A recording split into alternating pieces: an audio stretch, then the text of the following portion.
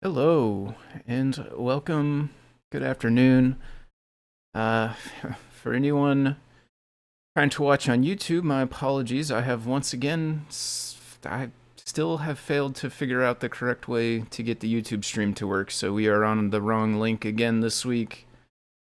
My apologies. Let me go try to drop the chat in the other one so that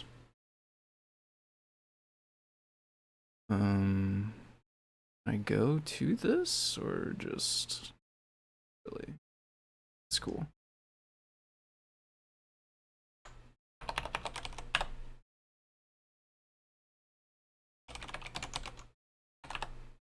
I need to, yeah, apparently I need to ask. I'm failing completely at getting, like, setting up the stream on YouTube earlier in the day, setting the title, and then having it actually link up when I go live. It used to just do that, and now it doesn't, and I don't understand what to do to make it do that again, so I'll have to ask. I have tried a few different ways, and them have worked.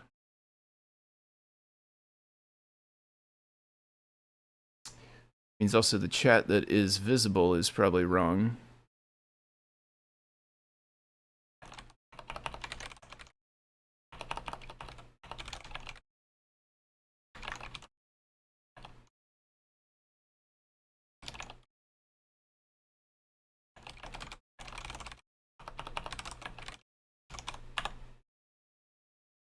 So I'll put that in this chat, which is currently visible on the screen, but I'm gonna close that because no one else is gonna be there.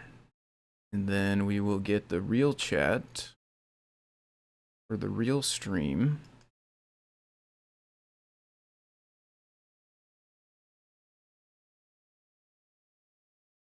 What is up, my friend Hydro in the YouTube chat? Thank you for hopping in and hanging out. Thanks to everyone else as well for bearing with me for a moment while I fight the technology demons here. What IDE do I use? I do use PyCharm. Yeah, thank you, Yano. That's correct. I do use PyCharm. I can, in just a moment here when I catch up, I'll pull up the page that has the setup I use, basically.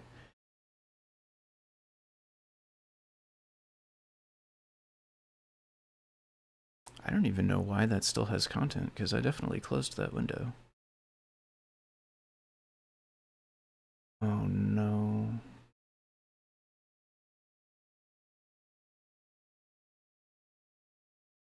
Okay, but for a second, we were just not going to have YouTube chat. So I'm not going to be fighting OBS on top of YouTube and everything else. Okay, there's the YouTube chat. We're good there. There's this chat. Let me catch up. What is up? Waynoni, Paul Cutler, y'all know. I use RPi 500 with Thani. Still no video. Still no video like last week. Yeah, let me drop the link in Discord as well.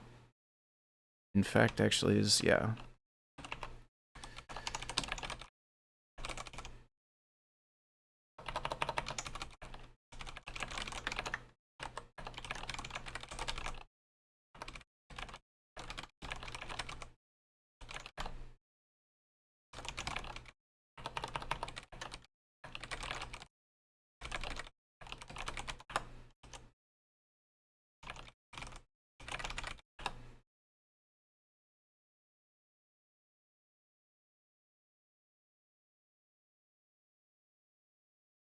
Yes, thank you. That is the, appreciate that. Yeah, no, that is the, was it Wanoni? Wanoni? Let me know if there's a better way I should pronounce that. But that link there that Yano just put in the Discord chat is to the page which walks through the exact setup that I have used for PyCharm with CircuitPython. Okay, yes, welcome. Good afternoon. Thank you for bearing with me there for a minute. Let's do the introduction. For anyone that doesn't know, my name is Tim. I go by Foamy Guy on GitHub and Discord. This is the Deep Dive, which is a weekly live stream program. I look like maybe I'm a little loud in Discord, so I'm going to tap the volume down just a hair. If I am too quiet now, let me know, and I can bump that back up. But like I was saying, Deep Dive is a live stream that was started by Scott Shawcroft, the lead developer of CircuitPython. He is out this week on vacation. I believe he is planning on trying to be back for the Deep Dive next week, although I'm not 100% sure, so we will wait and see a little bit. But I think tentatively that might be the plan for next week. So if so, then Scott will be back next week and the next couple after that. If you are new to the program and you don't know anything about Deep Dive, if you haven't watched it before, it is centered around CircuitPython. You don't know what that is, you can learn more at the main website for it here, circuitpython.org. This is basically a version of Python that runs on tiny computers called microcontrollers. And when you choose to use CircuitPython on these devices, they all typically they can be programmed in many different ways. CircuitPython is just one of the ways that you can program them, but when you use CircuitPython, the way it works is you plug it into your computer, usually with a USB cable. It shows up like a thumb drive. You edit a Python code file on that thumb drive, and then when you save it, the tiny computer, the actual microcontroller that is on these chips on the boards, will actually interpret and execute that Python code for you.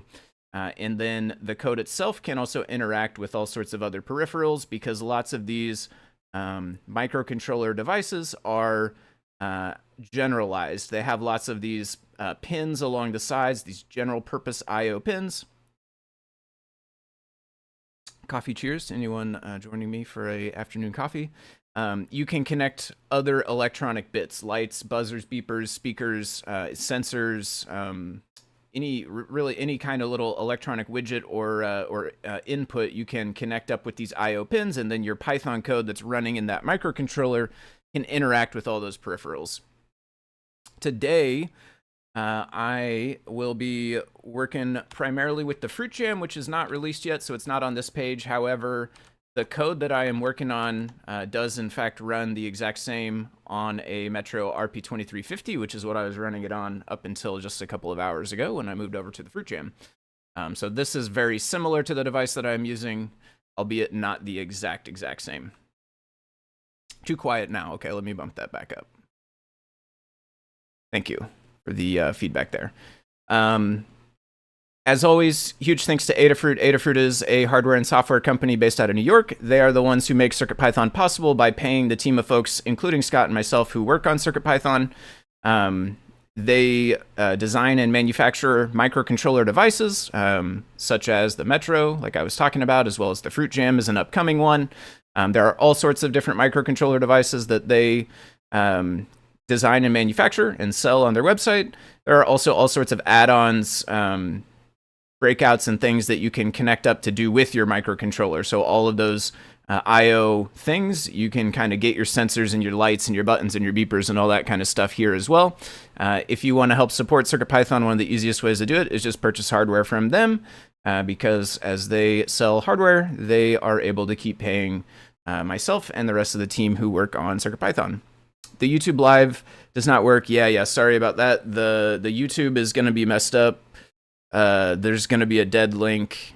Yeah, if anyone, I don't know if anyone who hears this will happen to be on the dead one, probably not, but if anyone happens to be over on the dead one and someone is asking about it, just try to drop the link to the current one. I tried to put that in the chat there, so hopefully they see it. I don't know if the chat cycles out after a while or something though, so. And then I'll try to ask, I will try to ask what on earth am I supposed to be doing to get it to link up with the one that was created earlier in the day, so that we don't have to have different links, because that's kind of inconvenient. Okay, yes, that is the introduction. As always, I think both for Scott and I were pretty happy to answer questions and go on tangents to some extent. So if you have questions about CircuitPython, feel free to throw them in the chat, and I think both of us typically are pretty happy to answer it as best as we can, and go down tangents to an extent to help figure stuff out or explain stuff. So where we are actually working today is on the Fruit Jam animation. For anyone who didn't catch the shows this week on Wednesday, like Show and Tell and Ask an Engineer, they debuted a video with this real nice Fruit Jam animation in it during those streams. So I'll run it again here real quick. And this is what we are starting out today working on. This is what I've been working on for the last couple of days, and this is where we'll start tonight, is trying to implement this in CircuitPython. So this is a video. This happens to be a video that is 320 by 240, so it's the same size as the screen on the Fruit Jam. But it is an MP4 video, which of course we don't have the ability to play MP4 videos in CircuitPython. So I have gone on a bit of an adventure to get this into CircuitPython. I'll show you the current state of what I have. Let me get this window open.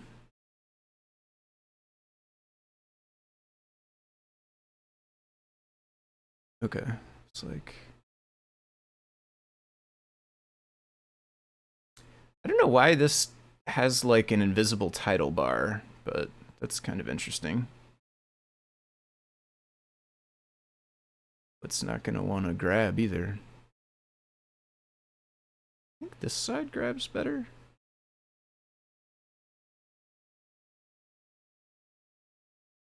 Oh, I saw it there. Does this have to be such a small zone, really? Come on, there it is. Okay, go a little bit bigger. This is stretched a little bit because, so the way the display works on the Fruit Jam, I'll actually have mine set up. Do I have mine set up to, well, I can't just open that file though. 1 second. Stand by, stand by.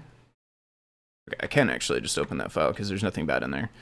Inside settings.toml, if you have the brand newest CircuitPython, you can set your display width for the Fruit Jam as well as the Metro RP2350. There might be other devices that do this, but I'm not sure.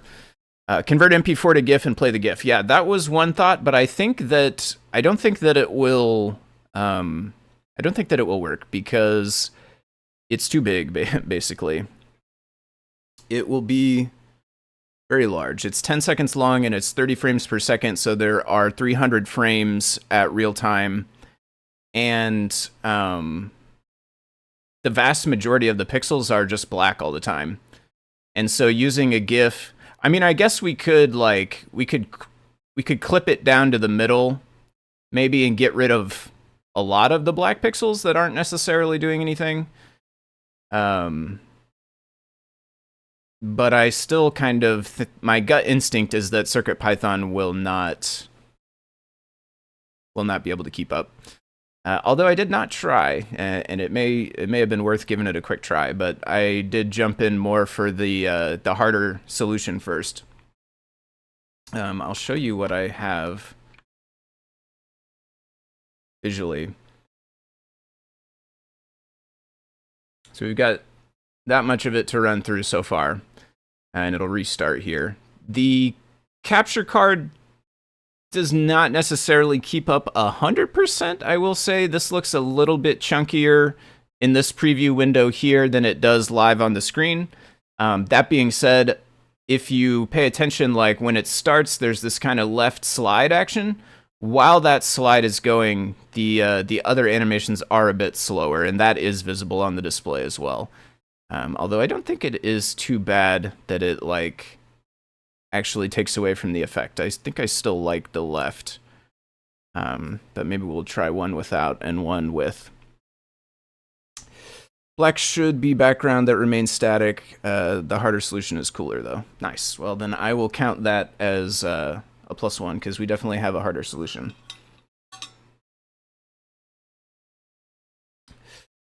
I probably should have at least tried the GIF though, come to think of it, but so I will show you the code that does this briefly, and then I have a couple of things that I want to work on. The real meat of this effect is this animator. It's called Overshoot Animator, and And I will freely admit that Cloud helped me write this. I basically went through a couple of iterations asking it to write, at first, just a Python function that would assume that it's going to receive an element that has an X and a Y, and it would allow me to animate that element to a position, a target location, a target X, Y on the screen, and it would overshoot by a certain amount and then kind of snap back.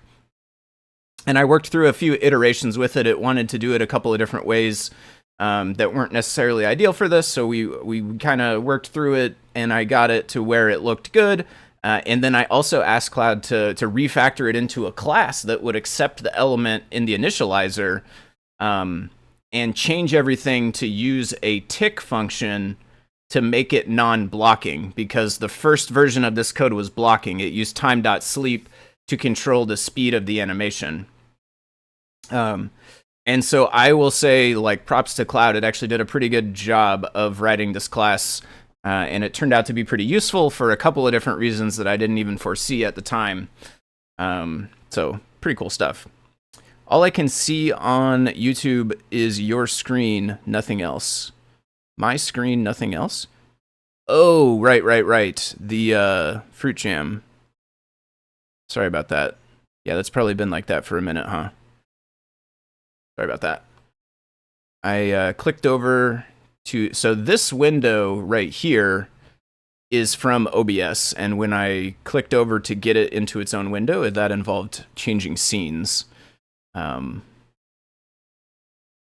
Yeah, it was not intentional. No, yeah, I meant to just grab this one, but that scene changeover happened. Yeah, thank you, by the way, for the heads up. I appreciate that. Looks cool. I like the character. The apple is very Mario-esque. Yeah, it's definitely very heavily like video game retro 8-bit style inspired. I think there's a jingle that goes with it as well that's kind of like that too.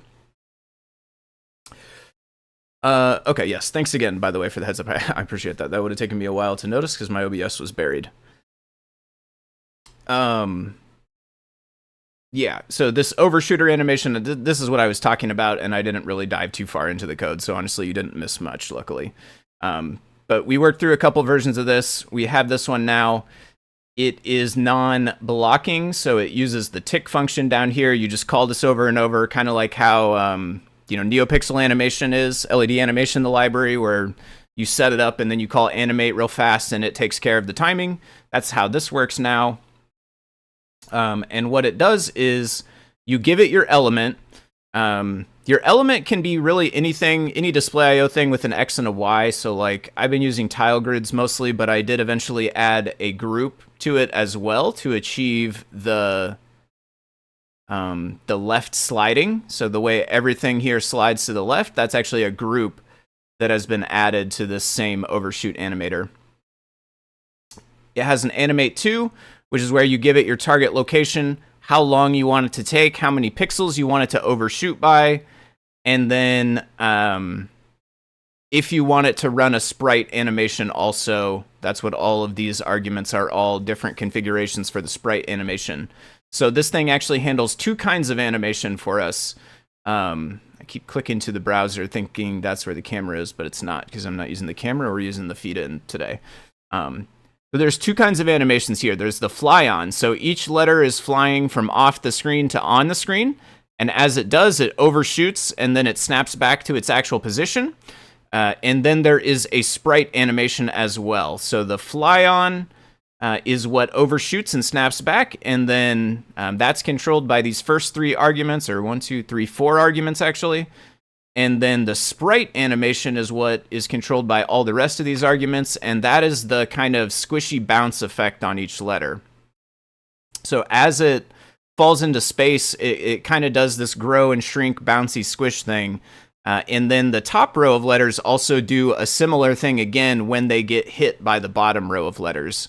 And both of those effects are achieved through what I'm calling in this code sprite animations, but by that I just mean it's going through all the sprites in a sprite sheet. So if we pull up like the F sprite sheet right here, we have all these different Fs of different sizes. And so like all the way up to here represents basically the first animation. When it first flies on, it overshoots and it snaps back, and while it's snapping back, it also flips through all these frames in the sprite sheet at a predefined rate so that it's doing its bounce thing as well. And then the second half of this where it gets small again here, that is when the J flies up from the bottom and hits the F, and it does another little bouncy thing there. And it also flies up. Actually, there's two actions on that second one as well. It is flying up and snapping back, and it is also going through the second half of this sprite sheet sort of flipbook thing here. So this class lets you set up that fly on as well as the sprite sheet flipping action. And we'll see, I'll show you, like, we could look at all the arguments here and look in the code, but truthfully it'll be at least more clear in my head when we get to where it's configured a bit further down. Let's see, am I understanding correctly? The overshoot produces the bounce. So the overshoot produces like going past where it's supposed to and then coming back. And then the sprites produce the actual like squishy bounce part, if that makes sense. So here, loading up all the sprites, that's all pretty straightforward. The J, A, and the M have transparency. Like if I open one of those, you'll be able to see I put pink at the top of there so that the top part could be transparent so that it could overlap on top of the top row for just a split second. And you wouldn't get like a black box. Got a couple of variables for timing, the default delay for the sprites. A couple of groups get created. There's the sliding group that moves left. That happens to be where the letters start in the X position. And so I have this big list right here, this coordinator dictionary. Inside of this coordinator dictionary, there's a list of steps. And each one of these steps essentially represents one animation step to achieve this whole thing. So the very first one here is the apple flying down from the top and landing in its position. And then this also does the sprite animations as well, so it's got both of those things happening. And I'll walk through each of these configurations real quick here. So we have the tile grid, the actual tile grid that this animation step is going to manipulate. We have the location of off screen, so where that sprite should be when it's off screen.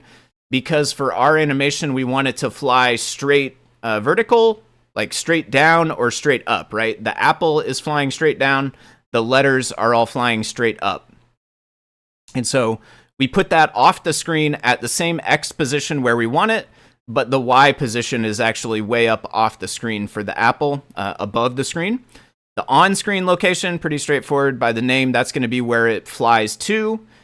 Move duration, that's how long it's going to take to fly from where it starts off the screen to where it's going to end up on the screen at this location. And that is in seconds, so that's 0.45 seconds. Overshoot pixels, how far do we want it to overshoot? I have this one on 1 because I had it on 0 earlier and it was looking kind of weird. Maybe we could go back to trying 0. I don't actually think the apple is supposed to overshoot, but I'm not positive. But it was... I tried 0 and it was looking weird, so I have it on 1 for right now.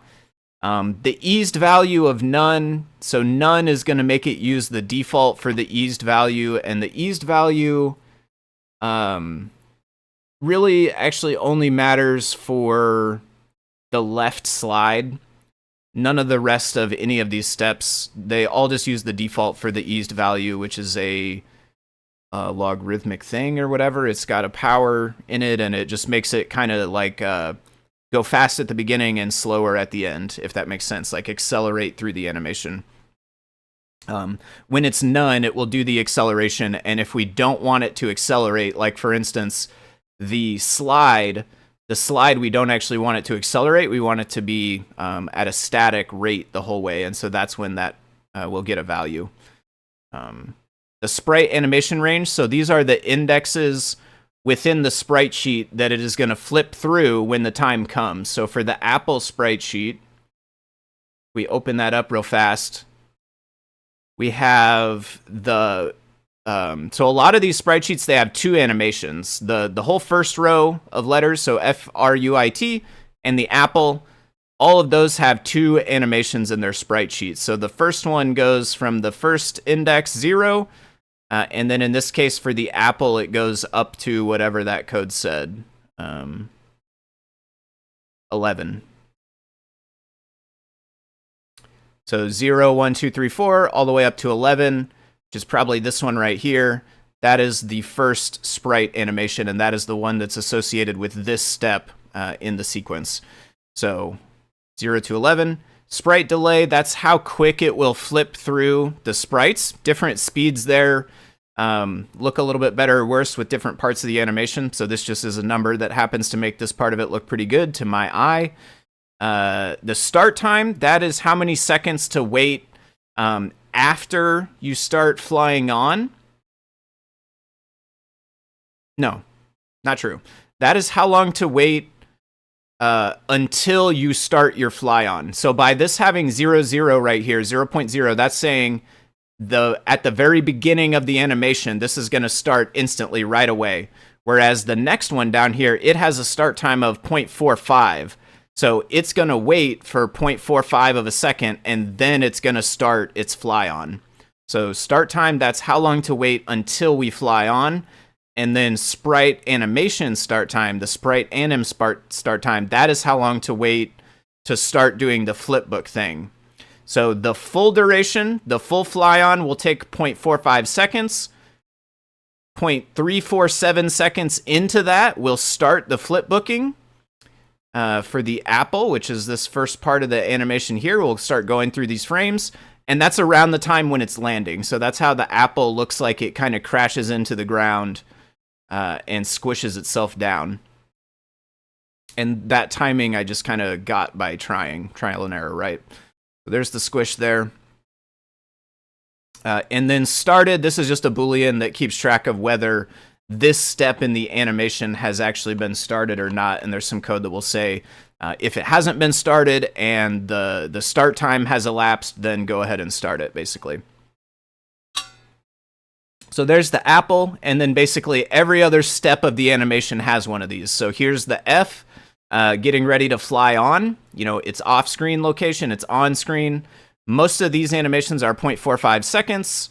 The letters overshoot by more. That's going to overshoot by 20 pixels. Again, we're default there. This animation is a little bit longer. It goes 16 frames total. The default delay I set up here. The start time is 0.45 seconds because I want the entire fly on of the apple to finish, and then we will start the fly on of the F. So each subsequent fly on starts when the prior one ends. And so that's how the start time sets that up for us. And then sprite animation start time, same thing there. That's into this one. So this one starts at 0.45 seconds. And this is saying 0.347 seconds after that. Then that is when we are going to start the sprite animation. Let me catch up on the chat as well. All this on its own is much more interesting as a tutorial and just in general than playing a GIF. I think a lot of newer coders would love to learn this technique. Yeah, I think that is probably a good idea. I want to distill this into some kind of digestible thing about how you can make cool stuff with Display.io. Totally agree. Is it not possible to scale vertically the sprites without needing a sprite sheet for that animation? It is perhaps possible to do. So another technique, which I considered but did not actually end up doing, was Bitmap Tools. So Bitmap Tools has a function called RotoZoom. What RotoZoom can do is take a section of a bitmap and then cut it, like copy it out of one bitmap and paste it into another bitmap and manipulate it when it happens. So it can rotate it and it can zoom it to be bigger or smaller. And I think it can zoom it. No, actually. So one thing that would be a bit tough, actually, one thing that would make this not work actually exactly super well, the scale is just a scaling factor. It's going to scale in both orientations. With our letters, they really only scale in one orientation. They get bigger vertically and smaller vertically. They don't ever really move horizontally that much. Yeah, that would make it so you couldn't really do this. I was thinking maybe there was a scale X and a scale Y. If you dived into the core code, this might be able to be split up to where scale had two, like a scale X and a scale Y. That's like way beyond what we're talking about. If that were the case, though, then maybe you could use bitmap tools. But I suspect, similarly to the GIF, I suspect that it's not going to be fast enough, basically. I suspect that even using bitmap tools, which is core, C code to shift those pixels around, I suspect you'll see kind of a top-down scanline render sort of effect. I don't think it will. I don't think it will be able to keep up, basically. But to your point, bitmap tools, rotozoom, that is a different way to achieve like being able to move a bitmap with fractions of scales and with angles and stuff like that. So I could have taken the approach of having a canvas and like blitting pixels into that canvas and then going through and wiping them back out and then blitting a new copy that's a little bit bigger or a little bit smaller or whatever. What is the screen resolution? So on the Fruit Jam, the default actually changed, I think, with the latest release, and so I think it's I'm not sure what the default is. The size that I've been using, which was the old default, is 320 by 240. However, it gets doubled, so the screen that it's plugged into thinks that it's 640 by 480, and so like everything's twice as big essentially. And then in my case, it's also getting fed into OBS, and OBS is kind of stuck on the idea of 1020, 1080p, 1920 by 1080. So there's also probably some other weird scaling up and then down again that's happening with my OBS window here. But the Fruit Jam itself, like display IO, if you say display.width, the value you get is 320, which is what I have set here to get it onto this resolution. The screen that it's plugged into sees it as 640 by 480, and there are a couple of other options. In fact, why don't we pull up the other options? CircuitPython, I think these are in the docs in the settings.toml page.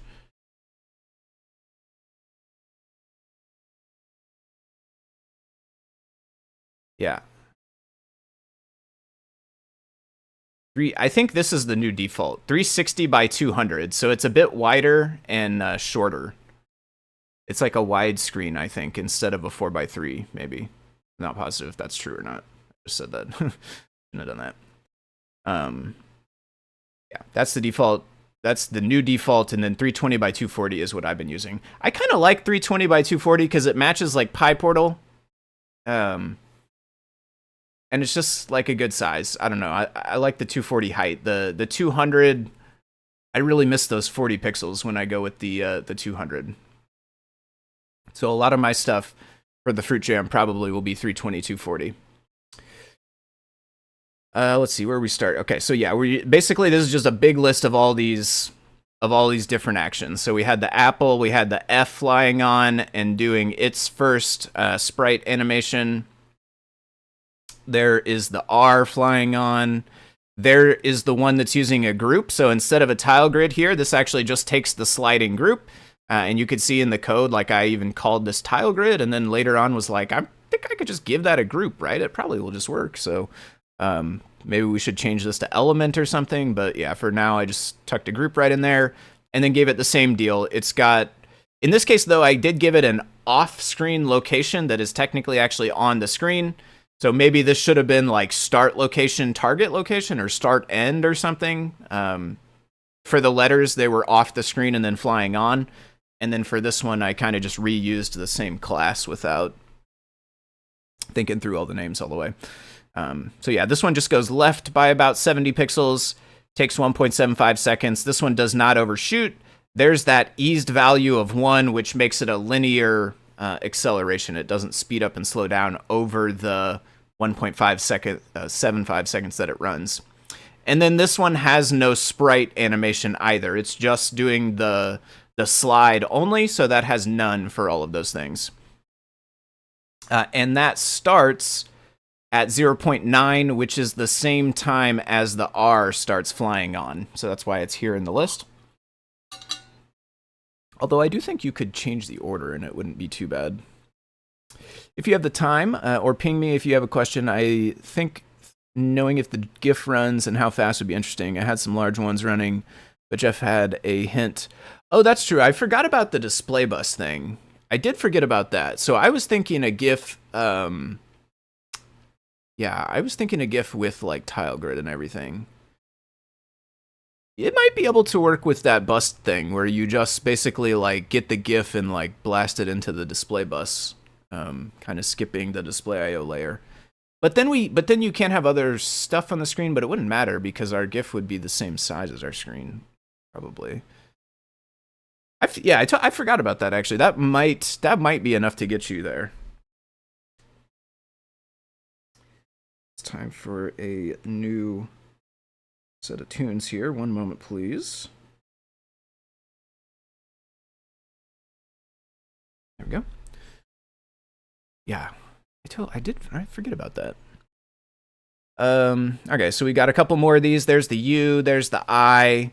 One thing that's interesting about the I is it's smaller. So up to the I, FRU, those are all 32 pixels wide. The I is a little bit smaller. It's half size, 16 pixels. There's the T, that's back to 32. There's the J, so the J obviously is down on the next row. So that one is 50 plus 39 instead of what a lot of these were, which was 50 for the Y value for the first row. So lower down, but otherwise just the same thing. It's kind of got its start time and its animation times and everything. A, M. So the A is actually 33 and then the M is 44. Okay, so then all of those are in our coordinator list. And then I do a little bit of tricks later on to add a couple of more items, but we'll step through the code as it appears. So we've got that big list. We're going to loop over all the steps. If the current step, if the object that's in the tile grid field on the dictionary, if that is actually a tile grid, then we add it to the sliding group. If it's not a tile grid, then it's going to be the sliding group because the only one of these we have that is not actually a tile grid is this one. And it is the sliding group itself, so we just skip that one. It's already inside a main group. We don't need to do anything with it. We do go ahead, though, and we say set the X and the Y of that element. Again, it's called tile grid in the dictionary, but the group one is there as well. So we set those positions to the off-screen location. And then we go and create an overshoot animator, giving it that element, the tile grid or the group. And we set that on the dictionary itself as well. So we end up with step animator equals the overshoot animator. So by the time this code runs, there will also be animator here, which has the animator object on it. And then the rest of the code will grab it from there and do stuff with it. Okay, so those are all the initial animations, and then these other ones here, these all reuse tile grids that are already in the dictionary. So for each one of these, I was just initializing the tile grids right in line here, right? So they just create that tile grid and store it right in the dictionary. For the rest of these, I needed to reuse the tile grid, which means I couldn't just put it in this list again because I don't have a reference to this other than the dictionary entry itself. So what I did is I just had a couple of others here where we go steps.insert. I want to insert this one at a specific index. It happens to be the index of 8. This one is going to reuse the tile grid that's from step 1, which is the F, because the apple is step 0. The F is step 1. So that's going to reuse the tile grid and the animator from index 1 step, and that's the F. It has the same locations. It has a smaller move duration. This is down to 0.3 instead of 4.5. It has a smaller, 0.45. It has a smaller overshoot pixels, only 10 instead of 20. It is going to flip through a different set of animations. So if we scroll back up once more to the F, those animations on the F were 0 through 15 the first time, the sprite indexes. The second one down here is 16 through 27. So this is the second animation that is inside the sprite sheet. I did this one a bit slower because it happens to look better that way. There's the start time. There is how long it's going to wait after it starts during its move until it starts its sprite animation flipbook thing. So we have one of these, and this is basically the impact of the J hitting the F and causing it to bounce up. So if you watch when the J flies on, it hits the F, and the F flies up a little bit, and it also does another little bouncy, squishy thing. And both of those actions, the flying up a little bit of the F and the bouncy, squishy thing, are coming from this step in the animation here. Interestingly, we are telling it the location that it's already at. So one of the things I figured out about this overshoot animator is that you can actually tell it to fly to the location that it's already at.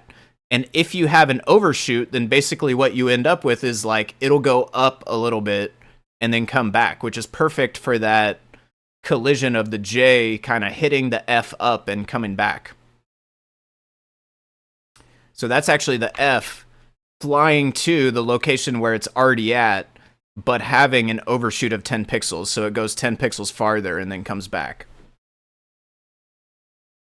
Same thing for the, what is it, FR? Same thing also for the U right here.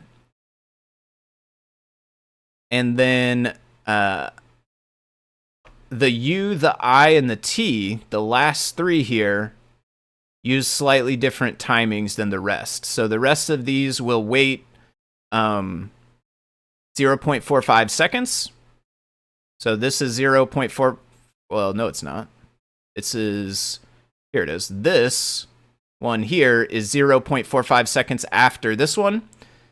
But then the rest of them are actually just 0.1 seconds after this. So 3947, 4047, 4147. And those are the UI and the T when the M impacts from the bottom. So those go like slightly offset from each other. And that's why there's only the 0.1 in between there. And then the very, very last one is the eyes in the apple. If you watch the apple at the end, its eyes open up, it blinks a couple of times, and it does its little thing there. And that is this one. And this one is perhaps the most pigeonholed one. It's basically got an overshoot of 0. It's got a duration of 0.1 because it raised an exception when it was 0. I need to maybe try to fix the code for that, although this kind of works too. It's another one where it is technically just flying to the location where it's already at, I believe. Isn't that where it's already at? Yeah, 021. So that's the location where it flies to. And in this one, we're actually just flying to the same location, and we're using an overshoot of 0. So we don't even have that effect where we're like using it for the overshoot or anything. It's just this thing is made to have the fly on. So we had to put something there. So it flies on technically to the same place where it's at really fast. And then it also does its sprite animation, and it has 0.0. So it will start its sprite animation at the exact same time as it starts flying, even though it's not going anywhere. This time it goes indexes 12 to 27. Those are the blinking indexes of the eyes. And then that's the speed that it happens to look good at to my eye. And it will wait until 4.75 seconds in until it starts. Okay, so that's the coordinator, which has all of our steps for our animation. We have a main group. We have a timestamp, which lets us know when we began the animation overall. We have a while true loop. Every frame in the while true loop, we get another timestamp. We have a Boolean that's going to store true or false based on whether or not the animation is still running. So inside of tick of the animator class, it returns true if the animation is still going, returns false if it's not. All right, I was using different terms, but referred to the same action. Reminds me of what they call over scroll bounce. Yeah. Tile grid is slow.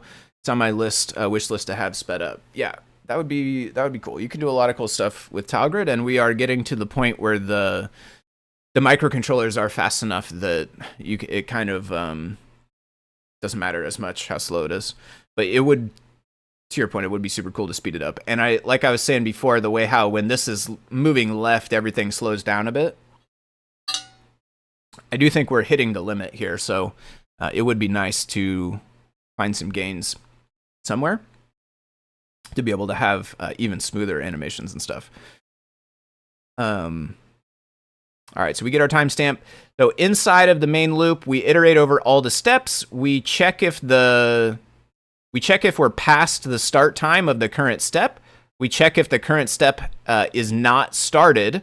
So it is past the start time and the step hasn't been started yet. So we're going to start it. We set that to true.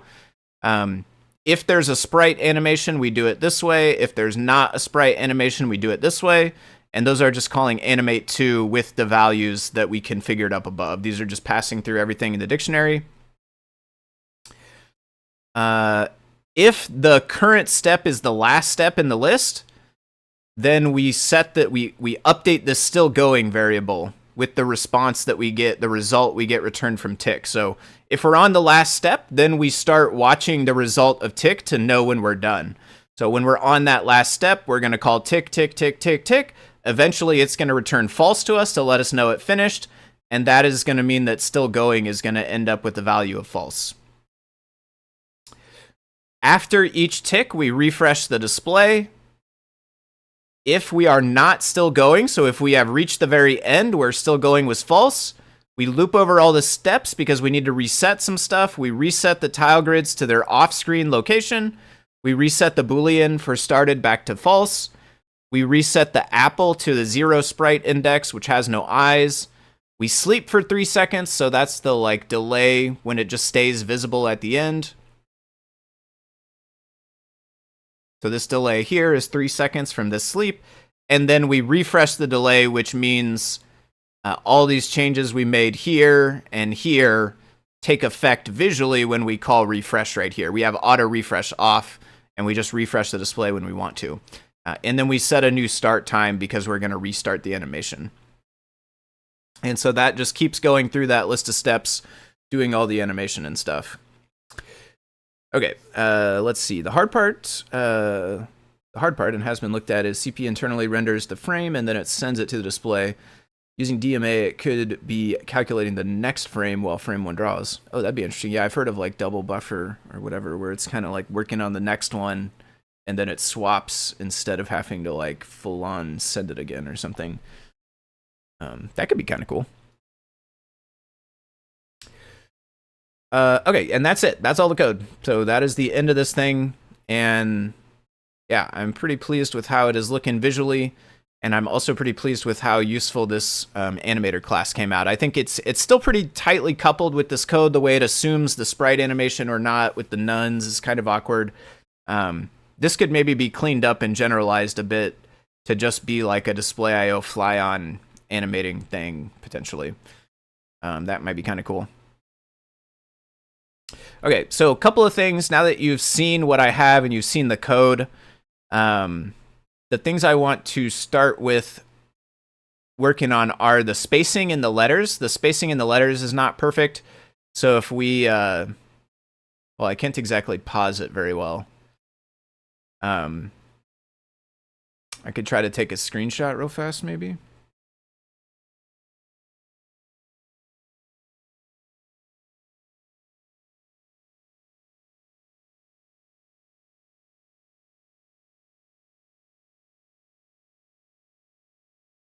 Okay, so on this one, it's tough to see with how small it is, but basically the kerning is not quite right. The space between the letters is not right. So there's a little bit more space here than there is here, than there is here, and here.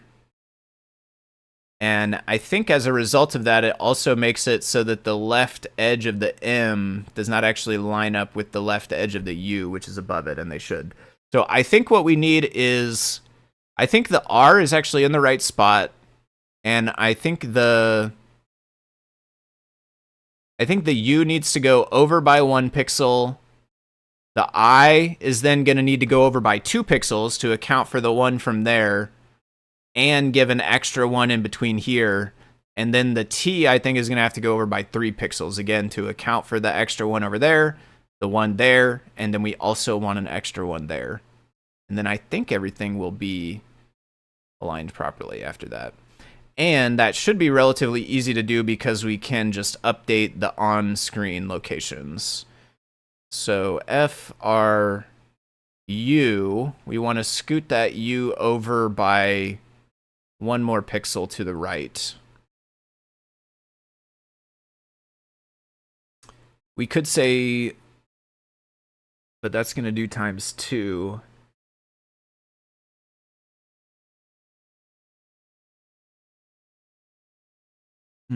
It does feel a little rough to just throw another +1 in this already sort of gnarly thing that doesn't need as much math as it actually has, but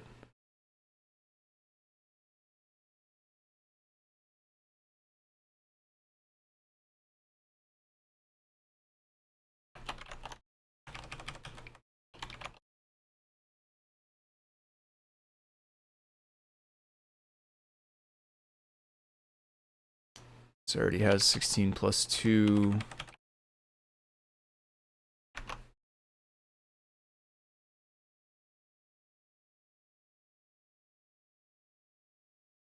Uh-oh. That was not good.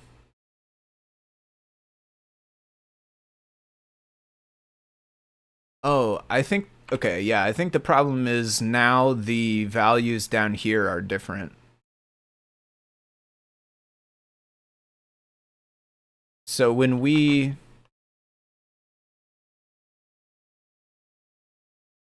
Yeah, for U, I, and T, for each of those, when we do it down here, we need the same values we have up here.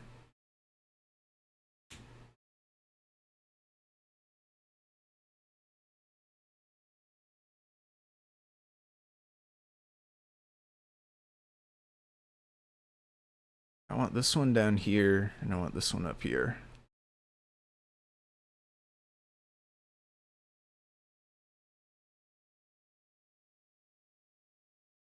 Alright, so that's FRU.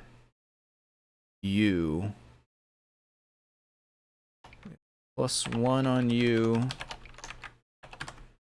And then +2 on I. And then +3 on T.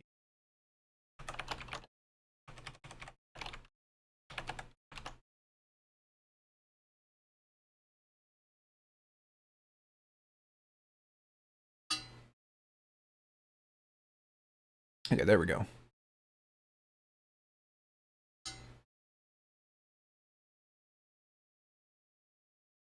I don't think, I'm not sure the T worked though, because the T still looks awfully close to the I.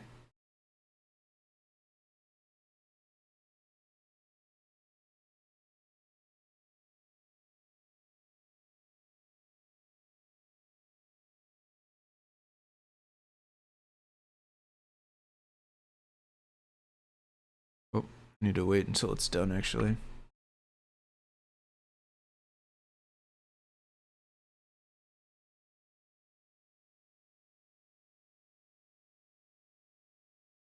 We'll say that's 3. That's 3 as well. Okay. Oh, but that's 5. Oh, but that's inside the U. 3.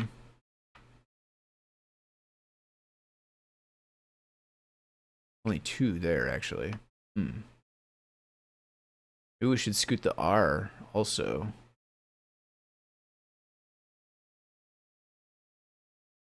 We do have the R and the A are lined up. The A is 1 pixel bigger though, so it can't actually, doesn't actually end up the exact align. Although I kind of, like, I took this pixel as part of the A. Maybe I shouldn't have. Like almost black, really. There isn't one here, but that could just be a result of the anti-aliasing or whatever. Yeah, I probably should have just made the A32. That's technically 2, but again, like, that's gonna kind of make it appear like 3 since that's almost black.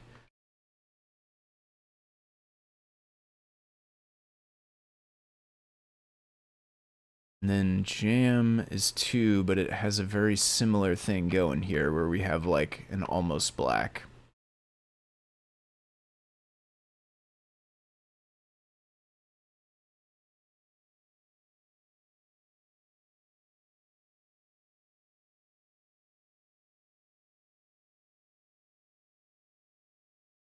Okay, I think it might be okay actually like this.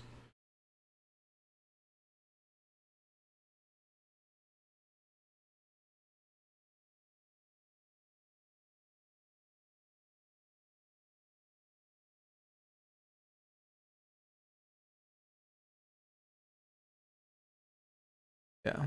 Really, the only other thing that we could maybe do is scooch R by 1 as well, and then we're going to have to scooch all the rest of them by another 1 too, and then we would also need to scooch A and M by 1 also, if we wanted to do that.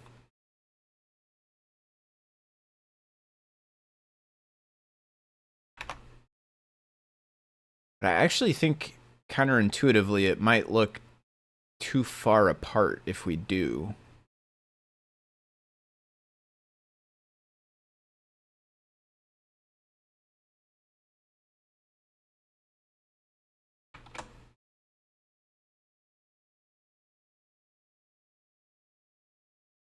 It does basically have 3, but it's got the 1 there. Okay, let's do it. Let's move it over by 1. So R is here. I probably should have just done a 3 for this. And that might actually just mean we don't need as weird a stuff on the rest of these because they already have a multiplier.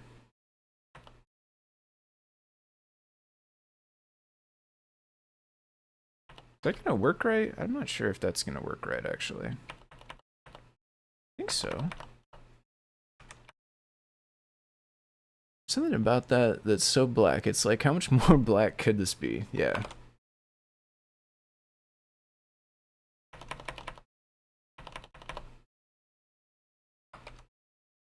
Oh, but actually this one is not going to work quite right because that's still times 3. We actually are going to need another, well, okay, so that would basically be this.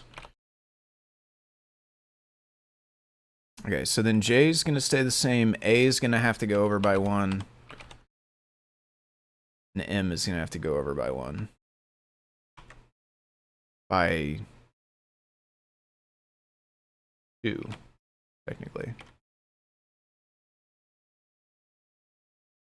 2? By 1. Try it by 1.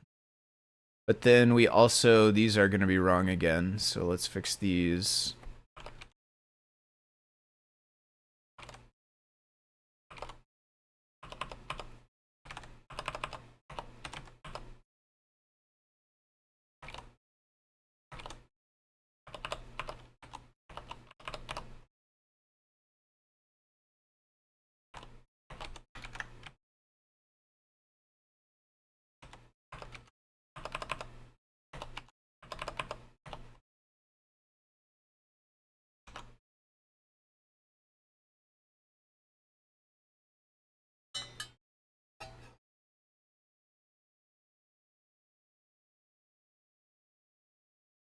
Okay.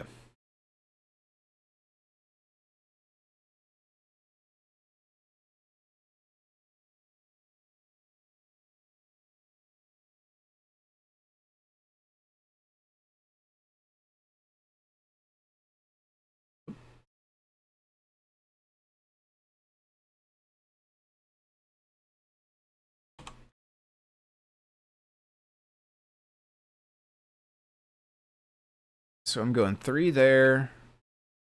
Got 3 here.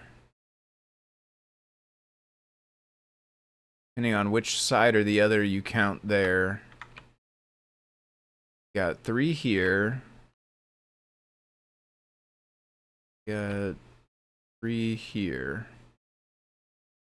And we have 3 here. Again, depending on which side or the other you consider this. 3 here, actually, with just that.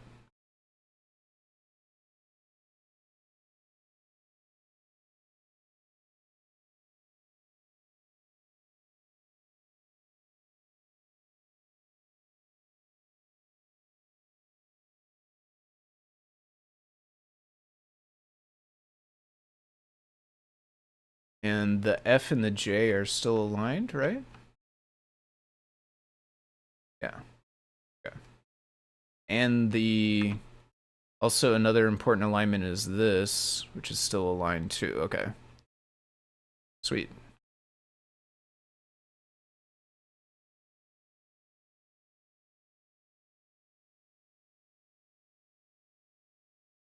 Okay.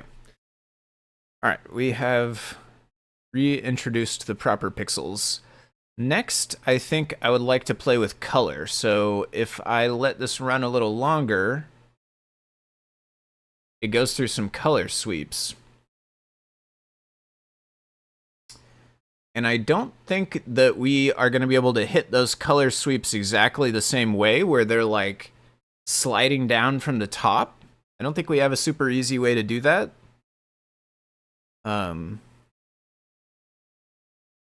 Like, I can think of a way that could give you that effect, but I don't think it will be fast enough is the problem. Because the way that I think of is like, if we had the white part of this be transparent and then we had a thing behind it with the colors, we could sweep down, like a bitmap behind it, we could sweep down the bitmap, filling in rows with a color, and we would see it through the transparent parts of this. But I think that sweep would not go nearly as fast as it is in this video. And then the other kind of challenging problem with that is they're not transparent, they're white, and we would need to like somehow get the white part to be transparent. And also they're not just white. If we look at the like one of the color maps, there's like 100 shades of white. Okay, maybe not 100 shades of white, but there's a lot of shades of white. So yeah, it would be difficult to like tell it to make them transparent. Possible, but difficult. And then I don't think the sweep would actually be fast enough. So the next thought in my mind is like, let's maybe not worry about the sweep right off the bat at least, and instead let's just see what we can do color-wise. And the first color that it goes to is red, so we will start there.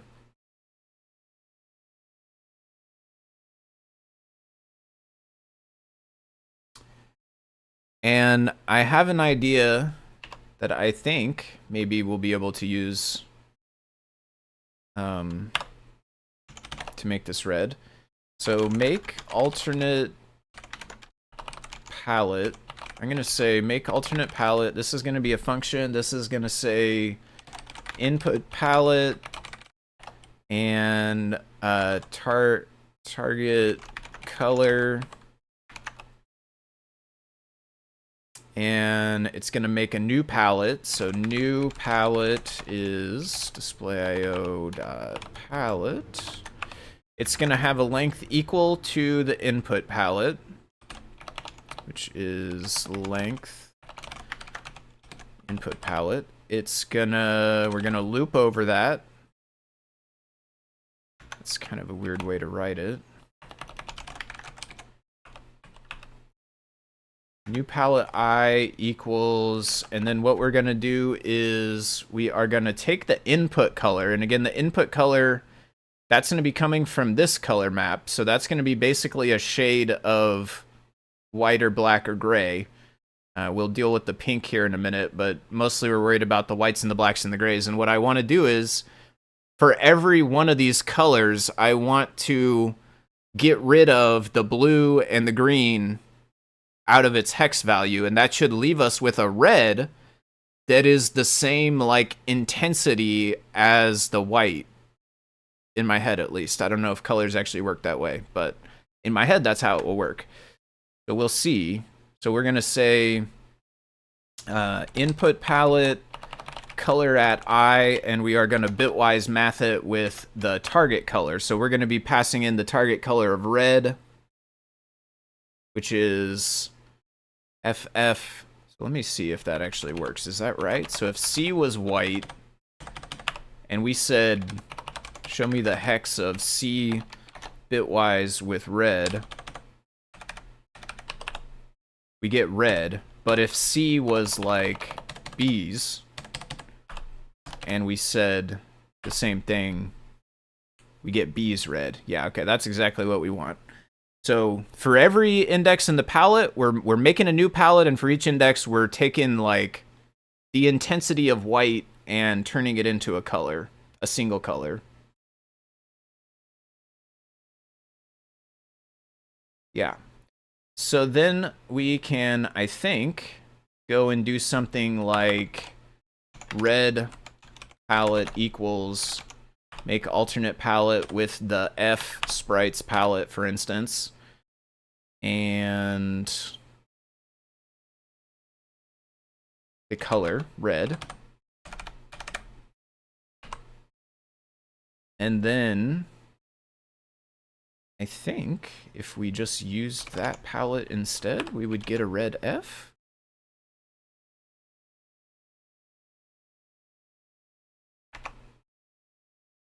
Unsupported pixel shader type.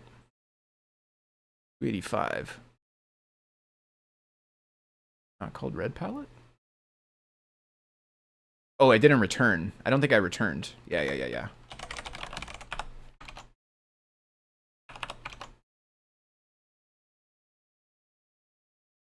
Sweet. Okay. So I made that from the F palette. Are all the palettes the same? So can I use the same red palette for every letter? Or do I need to make a red palette for each letter, which I don't want to do?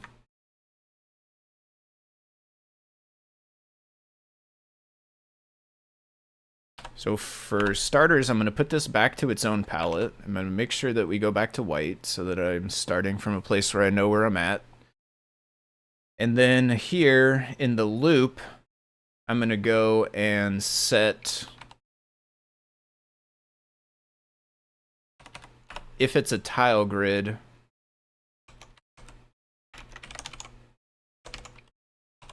we're going to set its pixel shader to the red palette. So this should turn all the letters red. Oh, and the apple. Okay. And one thing that's messed up is the transparency. I think, at least on the M.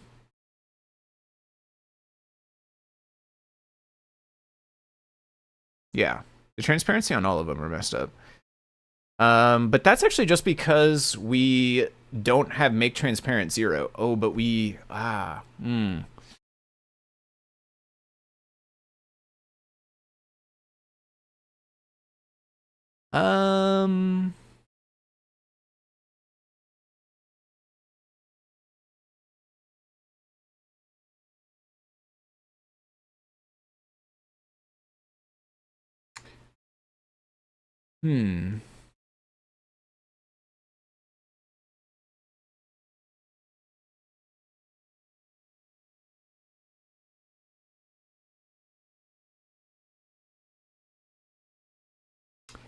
think we need to get pink into the palettes for the first row of characters for the word fruit, even though we don't actually need transparency, therefore we don't actually need any pink. I think we want it to be in the palette because the palettes for all the letters need to be the same size for this to work right. And right now the palettes for jam are bigger by 1 because they have pink. Hopefully bigger by only 1. I don't actually know. I haven't actually tested all of them to see if they're the exact same size. Hopefully they are. So let's put pink into each of those. It will be a little bit tedious, but that I think is what we want to do, really.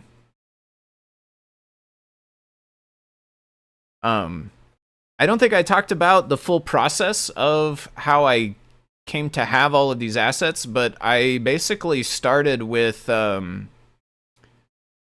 had Bruce see if he could export one of these where there was no fly on. It's just the bounces only. From there, I used FFmpeg to break out every frame. And then I also used Python Pillow to basically go through and cut out a rectangle from each frame and splice them together into the sprite sheets, the big long ones that we were looking at before. I'll ultimately publish all this code. I don't like if you have a video where you have animations and they are in a static location on the screen, this code could help you splice them out of there into a sprite sheet. But if it's more like the original video where it's got the slide left, that actually will make it so that this technique doesn't work. That's why I ended up having to have a second video without the fly on and without the sliding either. But that is how I actually made the sprite sheets, was FFmpeg and then Python Pillow.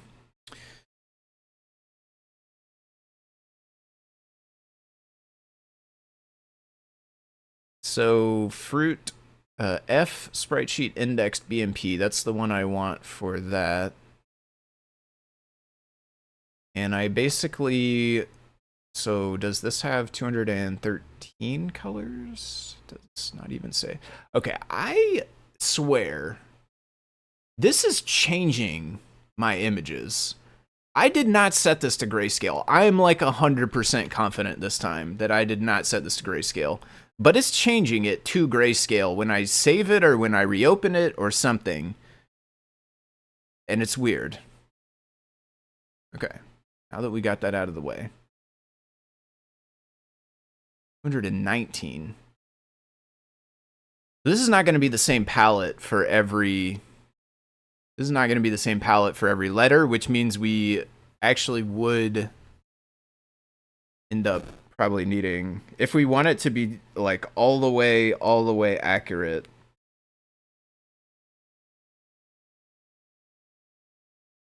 it will have to have one red palette for every letter.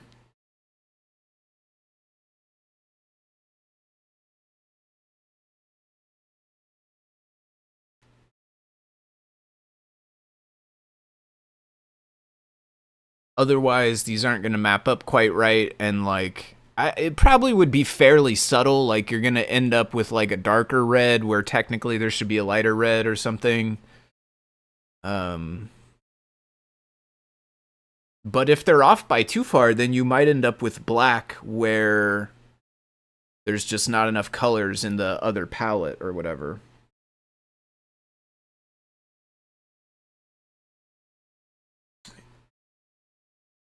Which is unfortunate a little bit. But I think it's fine. What we do is just... We do still need to add pink, though. And I think happily adding pink will make it so that GIMP stops randomly changing this to grayscale, which will be nice. So, but in order to add pink, I actually do need to go to RGB first, and then I can just like make a pink pixel. Then I can go back to indexed, let it do its thing. I do want pink to be 0. And then I also don't actually want this pink pixel here, so we can go back to black. But we will still have pink in the palette, is what we want.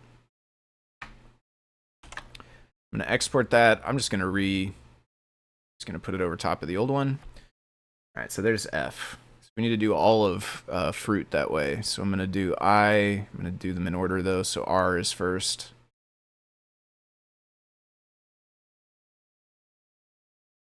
Then then U. Pretend we can actually spell. I've been looking at the word fruit for kind of a while, so it's gotten to the point where it's doing the old jumbly in my head a little bit.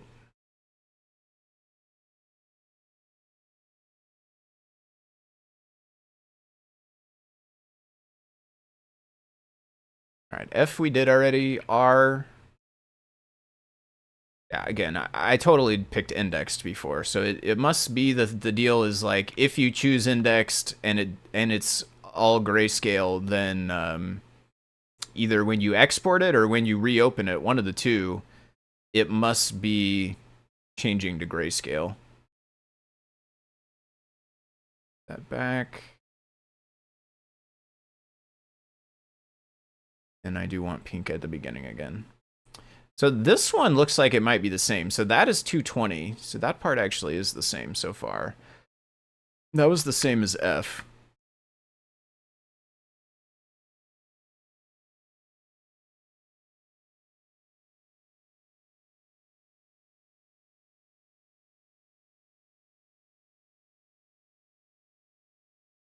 To 19. This one is one less.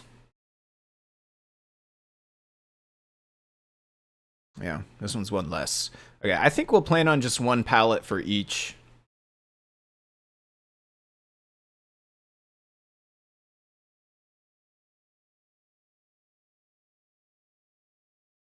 Did I save R? If I actually exported R.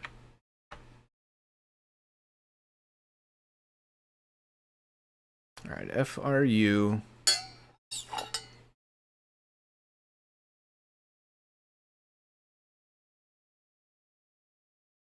Yeah, earlier today I noticed that grayscale thing and I was like, maybe I just accidentally clicked grayscale. Like, I totally meant to click indexed, and I'm pretty sure I did, because I also kind of remember, like, the rearranging, but I guess that would have been only with the pink ones. Earlier today, though, I was tripping out a little bit. Like, I really thought I picked indexed.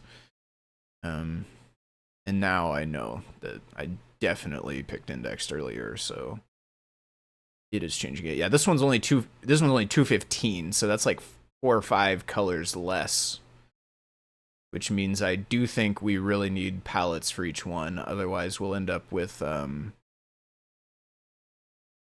probably extra black pixels, I think.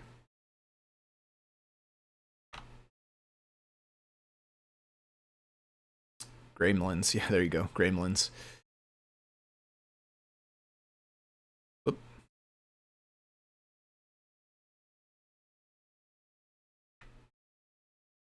But that's fine. Palettes are relatively cheap, I think, in terms of like RAM and stuff. Oh, we're in grayscale still. Oh, I didn't click it.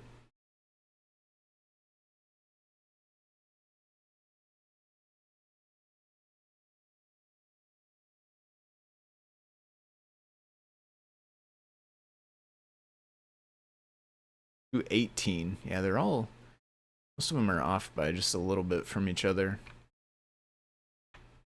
All right. Let me do the apple as well, because it's gonna have the same thing. Go on with it.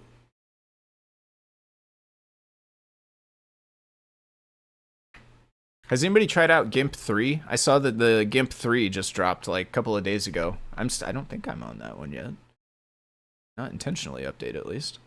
Yeah, I'm on 2 something still.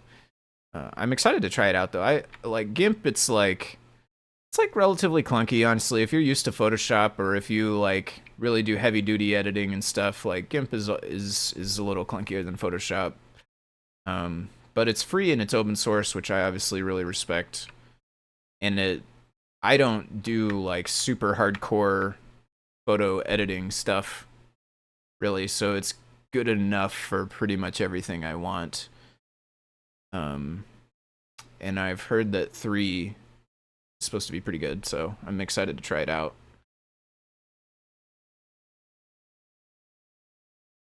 $220 this one.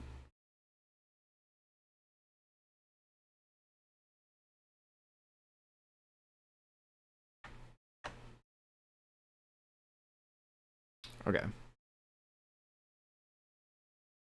There are those, and so I will go and recopy Apple, F, I R U E Fruit an apple. 5 plus 1 Fruit 5 plus apple. Copy those. Go to the device and paste them. Oh.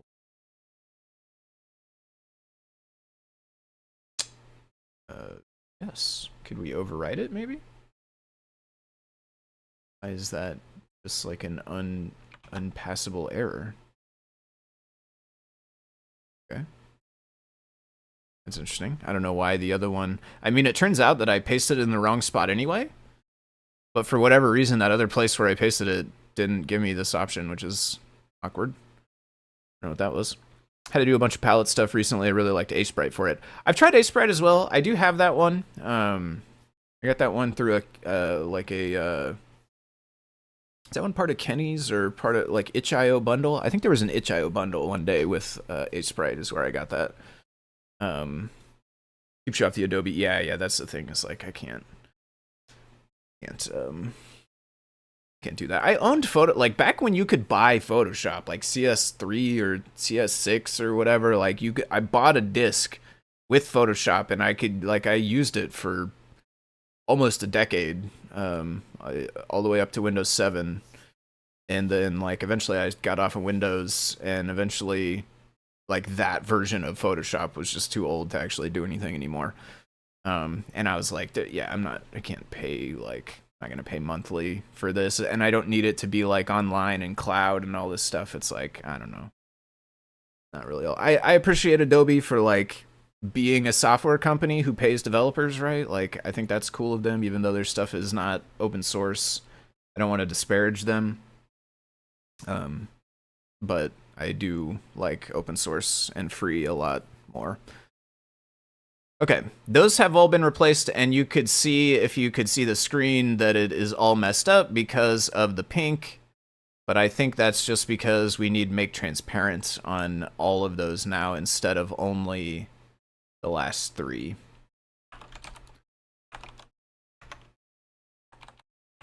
So I will add that in.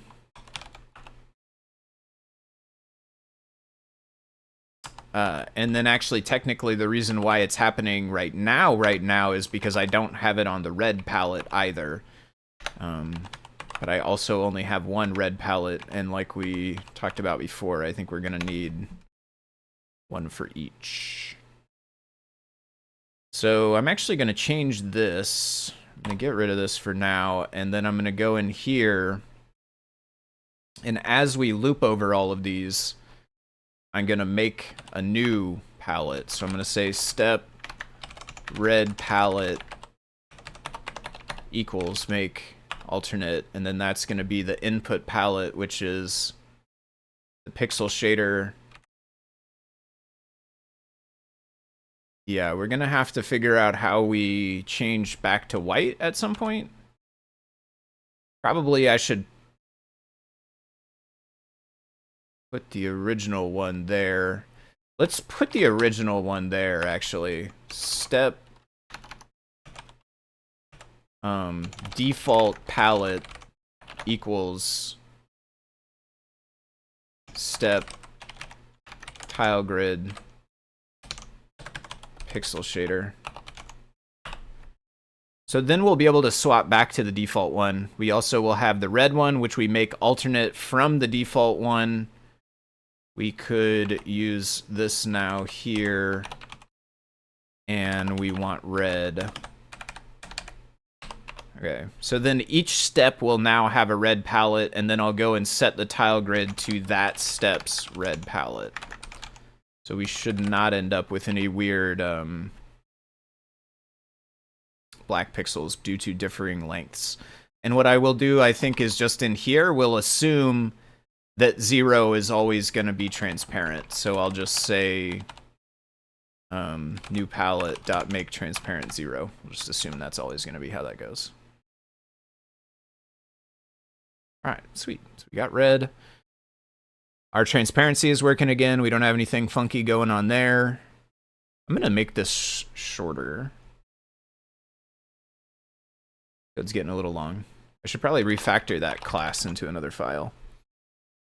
I think it's been in some bundles. Those were the days when you could buy and own software. Yeah, tell me about it, right?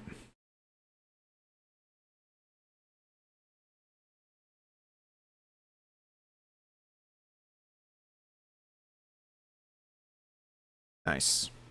Okay. What was the... So I think yellow maybe was the next color?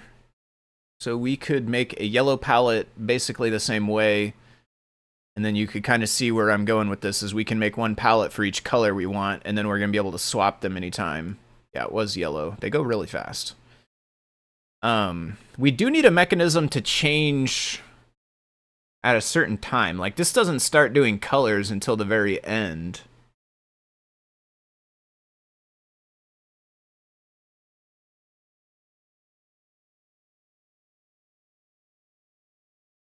Adobe's an industry standard for a good reason, but I won't support the rental software business model. Yeah. It's not that I won't support it entirely for like full disclosure, like PyCharm, for instance. I pay, I think it's yearly, not monthly, but I pay an annual subscription for PyCharm and all the rest. I actually have the one that gives me all the rest of them. They give me a free year, but it does rebill me each year. And I find that to be worth it. And to your point, it's the gold standard in the industry and like media. I do stuff with photo editing software, but it's not necessarily my industry. If I were a photographer or an actual graphic designer, I'd probably pay for Photoshop, but I'm a developer and I pay for PyCharm instead. Because PyCharm I do find to be like basically makes me able to do my job a lot more efficiently, basically. And I could see how the same is totally true for Photoshop if your job is like hardcore photo editing. Biggest problem with Adobe is anti-consumer. Yeah, I will say too, they started doing the weird stuff where there was like the language about like they can use anything you make kind of however they want, like gonna train our AI with it or some, there's some weird stuff going on more recently too. So while I don't want to disparage them, I also don't want to make it seem like I don't think they've done anything kind of wonky either, because they definitely have done some weird stuff too. I got an ultimate subscription for JetBrains. I want to support the gold standard. Yeah. That's what I've got, I think, as well. The one that gives you all the different IDEs. I mainly stick to PyCharm and CLion. I find PyCharm to be a bit better than CLion, truthfully, but I think that, like, for CLion, the main thing I use it for is a CircuitPython core, which I think is a rather complex C program, and I don't think CLion can really handle the complexities of it. WebStorm is nice too. Like occasionally I'm doing JavaScript stuff and WebStorm is pretty handy too. How do we want to change this at the end? So I could either, like, I think probably the appropriate way to do this is like make a new definition kind of thing for these that represent a color change step, and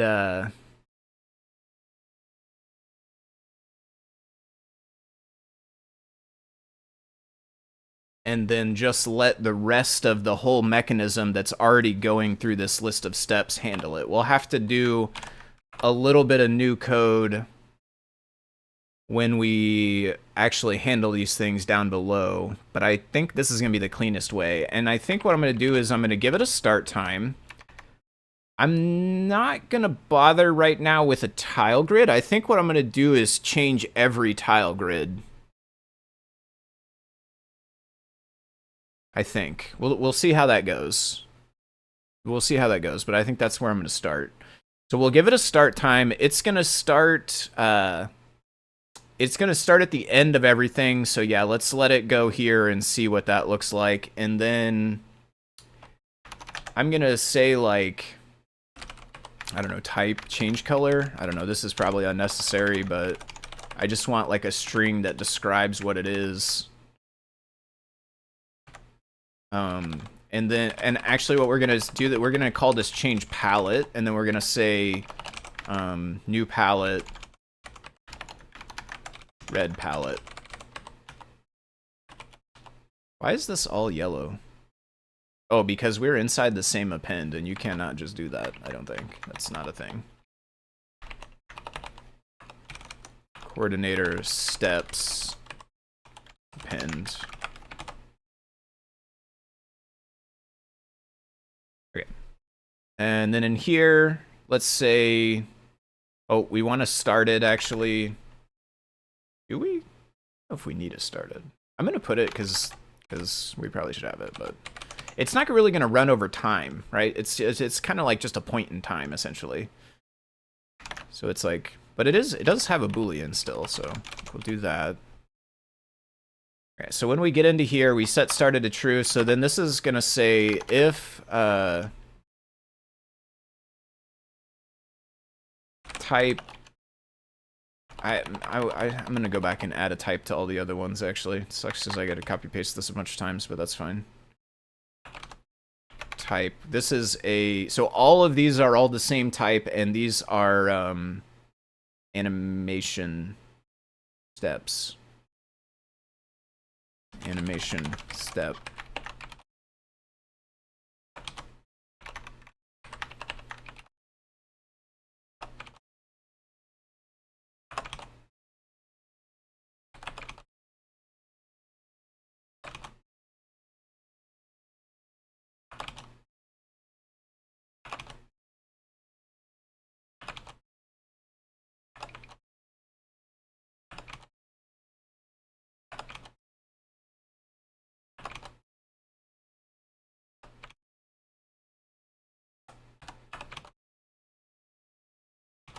There we go. That way we don't have to have code that's like, if there is a type, then check the type, and so on and so forth, right? We can instead just say if step type equals animation step, then we do the stuff we have. Elif the type is a palette. Is it change palette or palette change? Change palette. Let's change palette. Then what we're gonna do is loop over all the steps because we want to get all the tile grids. So for we're already inside of a loop of the loop here. That's fine though. We'll just do this again for cur step in coordinator steps. And we do want to only do this if it has a red palette, just in case. Like, I don't know if we want all colors and all things. We probably will, but I think I'm going to wrap it just to be safe. So we're going to say if, actually, we could do this out here. If the, nope, we cannot. Actually, we need to do this in here. So if the cur step has a red, if it has the palette that we've been asked to change to. So if step type, no, if step change palette, new palette, if step new palette is in first step. So if the current step has a key that's called the value of new palette, and also if it has a tile grid. Well, actually, maybe the one with the group should be different.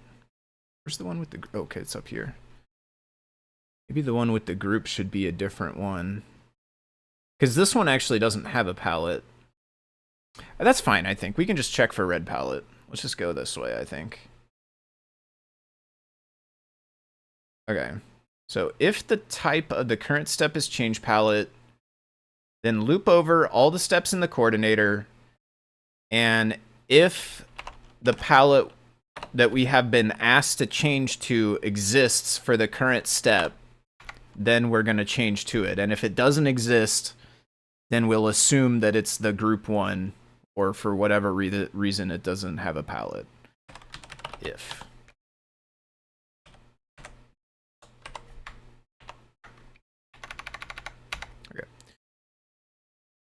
Then what we do is cur step tile grid pixel shader equals cur step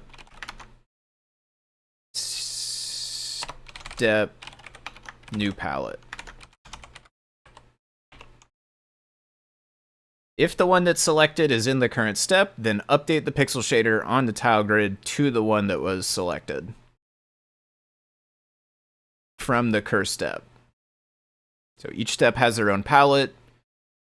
The color change step tells it which palette to go to, and then each one goes to its own version of that palette. Okay. So theoretically now, everything should be white until the end when it hits this, and then it will change to red? No. I think we still are setting red in the loop. Yes, right here. We don't want to do that. There we go. White. Oh. Error animator 609.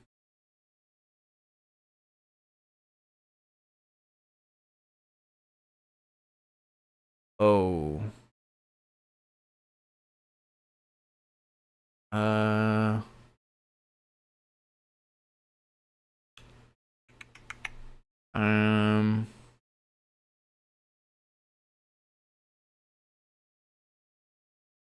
So now the problem is so this is saying on the last step, we call tick and we get the result of it.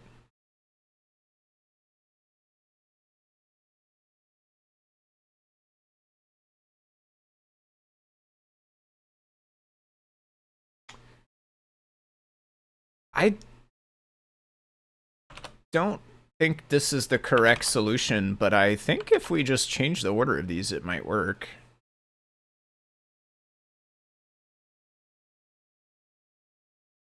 No.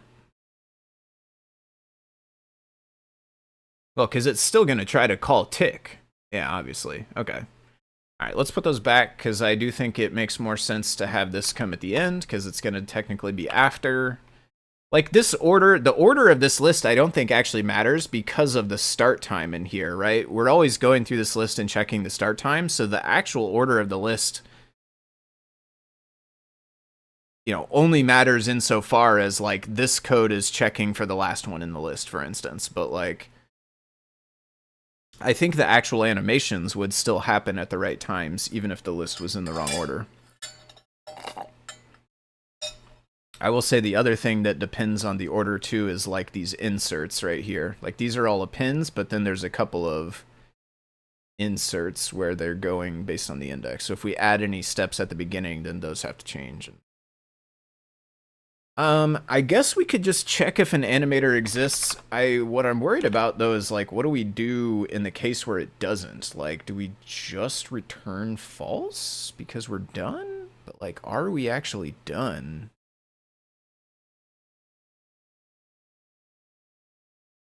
I don't know if we're gonna actually be done at that time. Maybe we want the last one to still be an animator because we do for the last one that is an animator, we kind of still want to wait until it's over. But if we're going to be changing colors after the end of everything being done moving, then we can't rely on the end of the last movement to know that it's time to go on. We actually need the end of the last color change. Which then gets me back to these should be at the end. So what do we actually do in this case? So if animator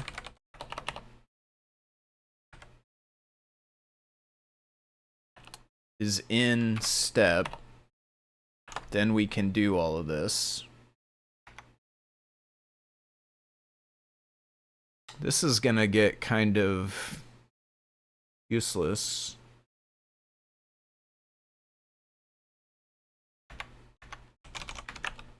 Because we know the last step is always going to be a color change if I keep going down this path of putting the color changes at the end, but that's fine for now. So if it has an animator, do that. If it does not have an animator, then we know it's a color change, and we know that it is a single point in time. It doesn't actually take a duration, right? It just happens. All this code happens, and then it's done. And so we've already made it through this code doing its thing. I think we could just return false, maybe?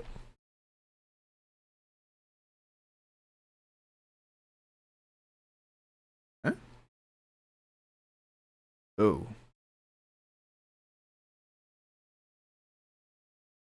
We cannot return false. We can set still going to false. We don't have a return, we just set that. So that this will reset. Hopefully we still get red at the end. Is this changing size? I feel like I keep resizing this to be bigger. Okay, we did get red. We then got an instant exception, 623. It's trying to access off screen. So, yeah, I mean, it's also going to be trying to access tile grid, neither of which exist for this one. So let's just say if tile grid, well, we could do it by type, actually. That's probably the, if step type equals animation step, then do this and this. But for all the steps, we will do this.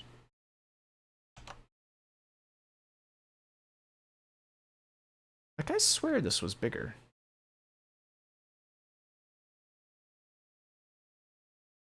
Okay, one thing is it stayed red.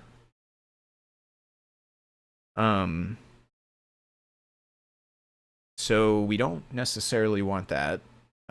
In which case, when we reset, so like basically here, we can go and put everything back to the default palette.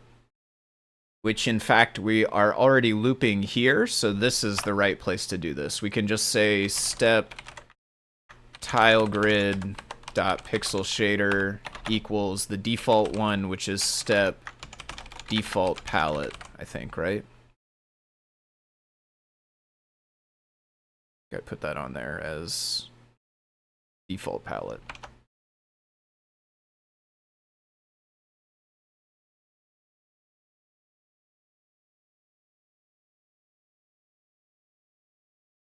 One of them is missing. 626 default palette. Spell it wrong, maybe? Either I spelled it wrong or just one of them is actually missing.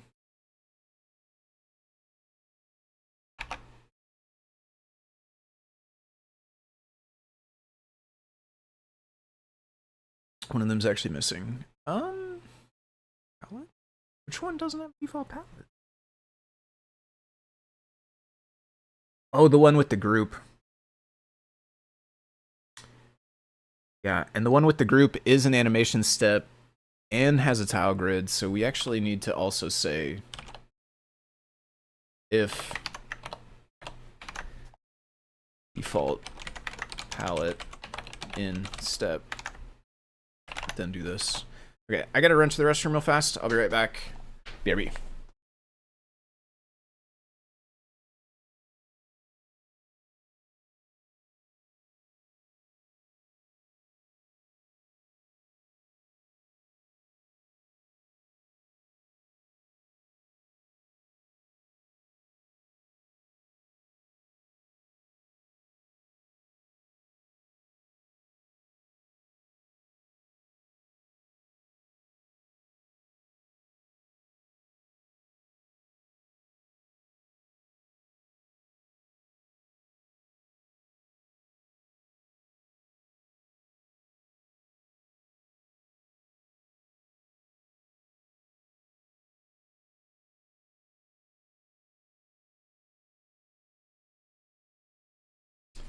All right, it is still running, but it is also still red.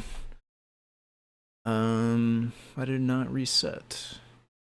Do any of these have a default palette? Elite? Did I spell that wrong? This is spelled differently than this, at least. Okay, yeah, so we wrapped it in logic that makes it never run. Certainly more closely resembles jam when it's red. Yeah, there we go. So we go to red, there we are back to white. Okay. All red. Okay, so then yellow. So let's make a yellow palette also, which we can do in our loop here. Yellow. Make alternate palette from the default palette, and we can give it yellow this time. And then we can make a new change at the end. So let's let it stay red for like, I don't know, 2.5 maybe? Give it 0.25, a quarter of a second. We'll see how that looks. Change to the yellow palette. All right, will that just work? Or do we need to fix more stuff? Red? Oh, we never saw yellow.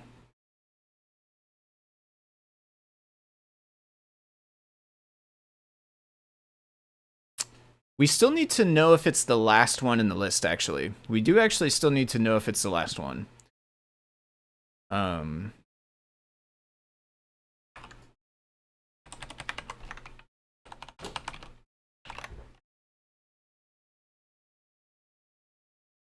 Yeah. We want to do that only on the last one, because basically the red one went, and then it set that to false at the end of it, and then the yellow one never got to go because that was false. There we go.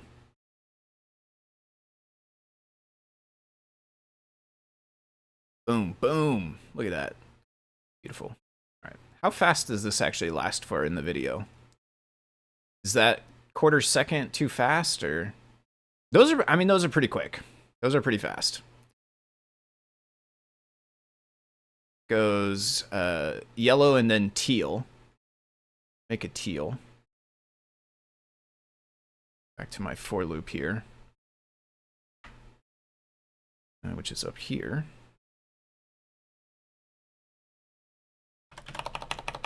Teal.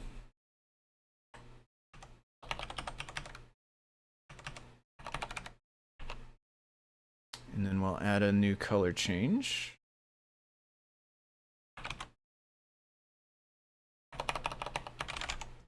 And that will be at 525.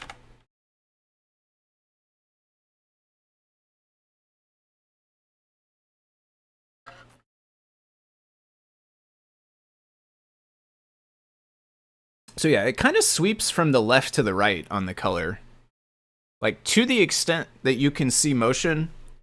Also, let me look at the display. Yeah, I can kind of see it on the display as well, I feel like.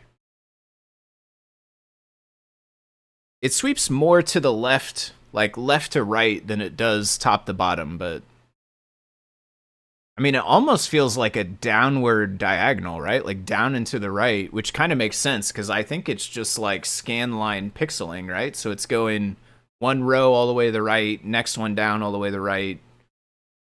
And so like down and to the right, I think is where that motion is coming from, basically from that. All right, what's after teal? Pink and then blue.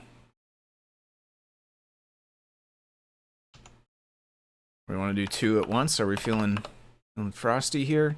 Pink first and then blue.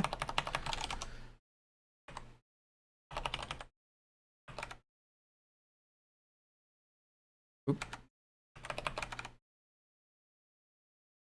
Pink and then blue. And then two more of these.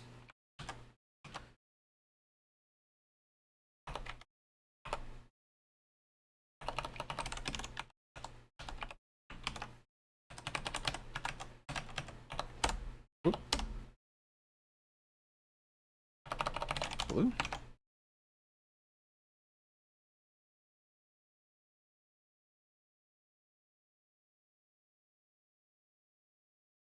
Okay.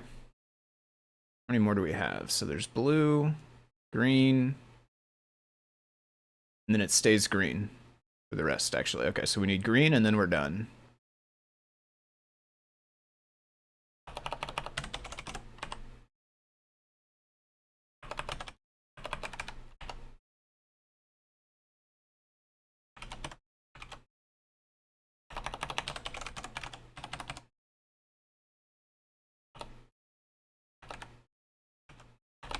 Although, aren't the eyes animating during green? Oh, okay, the eyes animate during all of that. Mine, at least. Right, because each of those is instantaneous, but the eyes has a duration. Is that how it is in the real one?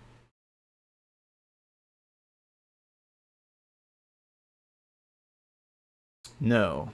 In the real one, it actually goes through all the colors first with no eyes. And then the eyes happen.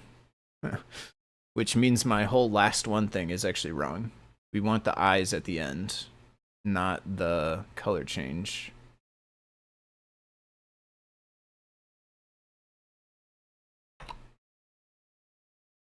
So we go through each of the colors, and then I'll say maybe 625 will start the eyes, and then I think our previous last step code should still work for us, hopefully, even though it's back to a animation step and not a color change.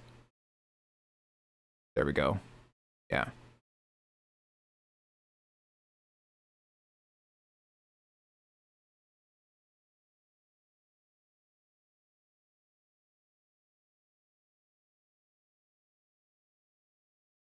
All right, is this, I think that's pretty close, right? Yeah, it's color, color, color, color, and then eyes, and then we're done, basically. And then this one is a full 10 seconds. Do the eyes go again? Oh, the eyes actually do go again.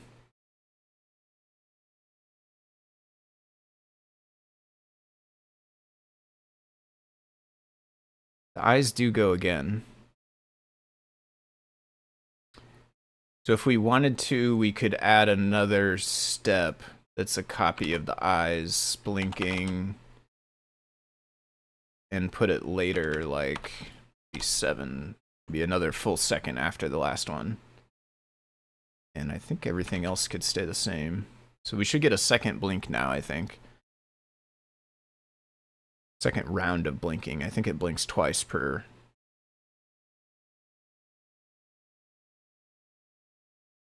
Oh, did that wait for a full second?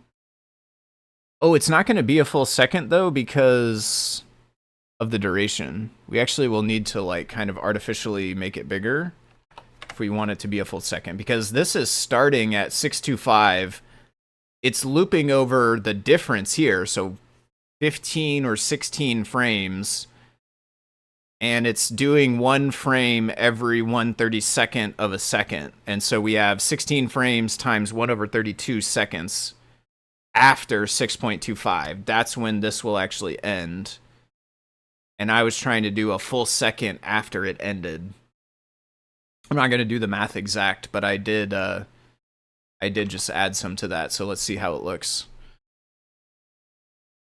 What's up, Farouz? Over on YouTube? As I play with new tools like Writerside, or Fleet, or WebStorm. I'm not familiar with Writerside or Fleet. I'm not familiar with those ones, but WebStorm definitely I've messed with.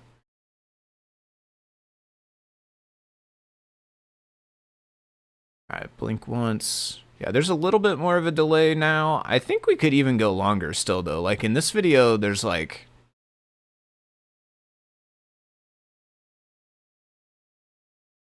Yeah, I mean, there's like almost three... There's probably almost like 3 full seconds in there, truthfully.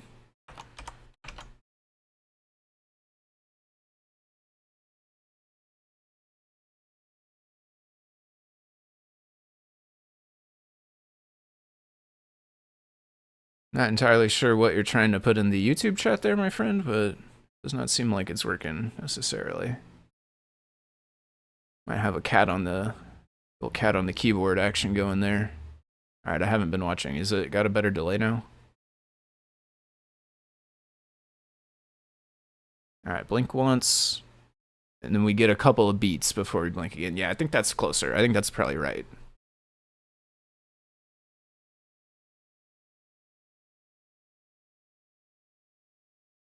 Yeah, and then reset. That is looking pretty good.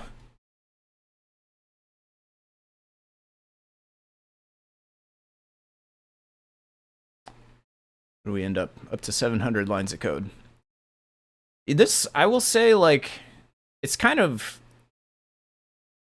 wonky how all of this is all pegged to just seconds here, but it's very flexible because we can go through and change it. I will say it's a bit tedious if you want to like change the ones at the beginning, then you end up changing all the rest of them because a bunch of them are trying to like go after the previous one. I could have probably used math or something in here, like start time plus duration equals the start time of the next one or whatever.